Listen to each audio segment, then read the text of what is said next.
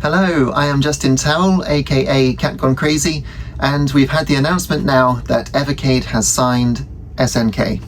Now, if you follow my channel, you'll know that I was hoping it was Sega. I couldn't think who the other big name could possibly be. I thought maybe Konami, but of course SNK makes perfect sense. So hopefully we'll still get Sega in a while. You can check my video on why I think that's a good idea. But SNK. Now, the original Evercade ran at 1.2, or runs at 1.2 gigahertz, probably still does, you see, whereas the new ones run at 1.5 gigahertz, and it's a little up in the air as to whether Evercade can truly run the Neo Geo hardware.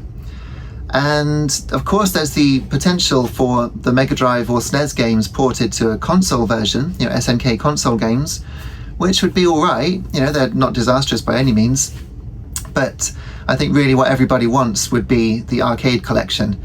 Now I know that the Neo Geo was that hardware in your house. It cost about £600, which in today's money is well over 1,000, like 1,200.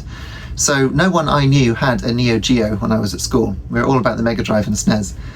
But yeah, if the Evercade can do it, then of course SNK's arcade collection sounds like a fantastic idea. All of their games are great for pick up and play fun because they were designed for arcade play. So you've got Neo Turf Masters, you've also got, well, I can tell you here because I've got the Neo Geo Mini, which I paid $89.99 for, got it in the sale down for $130 a while ago. You've got the Metal Slug games, and I think the best clue as to how they'll run is to look at this one, which is the IREM arcade cartridge. And on here you've got In the Hunt, which is a submarine game that looks so much like Metal Slug. So if it can run In the Hunt, I'm certain it can do a good job of the Metal Slug games. You've also got, on here you've got 6 Metal Slug games. So you could even have a Metal Slug collection, and I think that's probably very, very likely, because having given us sort of 20 games or so on the original Evercade cartridges, Evercade has now come down a bit. You don't tend to get as many games, so I think 6 Metal Slug games is probably very likely. But there's actually quite a few great IPs that SNK has. King of the Monsters and King of the Monsters 2. Magician Lord I'm not so sure about. I think that would have to be in a a collection with other things for me to play it again, because I don't really play it on here. I really like Shock Troopers, and especially its sequel, Shock Troopers Second Squad. Apart from that, of course, you've got the King of Fighters 95, 97, 98, 2000, 2002, and then you've got other fighters as well, like Art of Fighting and Fatal Fury Special and Real Bout Fatal Fury, as well as Samurai Showdown. So we could have a fighting SNK cartridge, which again would be fantastic, especially for the Evercade Alpha. It's all set up now, I think, for Evercade Alpha, and it might even be the launch of Evercade Alpha, or its imminent launch when they signed this deal, that made SNK think, yes, this makes sense now, because perhaps with the original handheld Evercade, with the slower processor, perhaps it wasn't quite right, but now we've got the Evercade EXP and the EXPR and the Versus, all of which have got the faster processor. I think it makes sense. So it'd be interesting to see whether the games are still compatible with the original handheld Evercade. But yeah, I think personally for me it's Super Sidekicks. This one has only got Super Sidekicks 1, but I've got a PSP UMD which has got Super Sidekicks 2 on it, and I've also got, I think, Super Sidekicks 3 on, I got it on Switch, something like that anyway. But both of those sequels, 2 and 3, Super Sidekicks, are brilliant.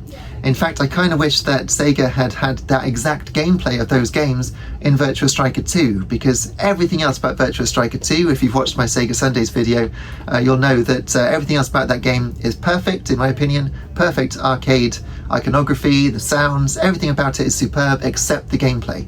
So if they could just have taken the gameplay of Super Sidekicks, then could have had an all-time greatest football game. But even so, the 2D graphics of Super Sidekicks 2 and 3 are gorgeous. I love SNK's scaling, multi-layered parallax, two-dimensional artwork. When they really went for it, like in Super Sidekicks 2, goodness me, absolutely fantastic. So can't wait to see it on the Evercade Alpha's amazing screen. And apart from that, What else is standing out? Oh, Blazing Star. I do like Blazing Star as a shoot 'em up. So yeah, I think obviously it's great, and I can see how it's going to be released. Probably the Fighting Collection, probably Metal Slug Collection, and maybe a Sports Collection with Neo Turf Masters as well as the football games. The other thing they could do, of course, is a collection of Neo Geo Pocket games, and I do actually happen to have a Neo Geo Pocket. It's actually really cool. It's got a micro-switched D-pad, which moves a bit like a circle pad, which is really interesting, and it feels pretty good. But the games themselves, I'm not so sure. The Sonic Pocket Adventure by Sega is actually brilliant. It's genuinely great. It's a kind of mixture of 8-bit and 16-bit Sonic, and it works really well, really good fun to play, but I don't know if that license would work.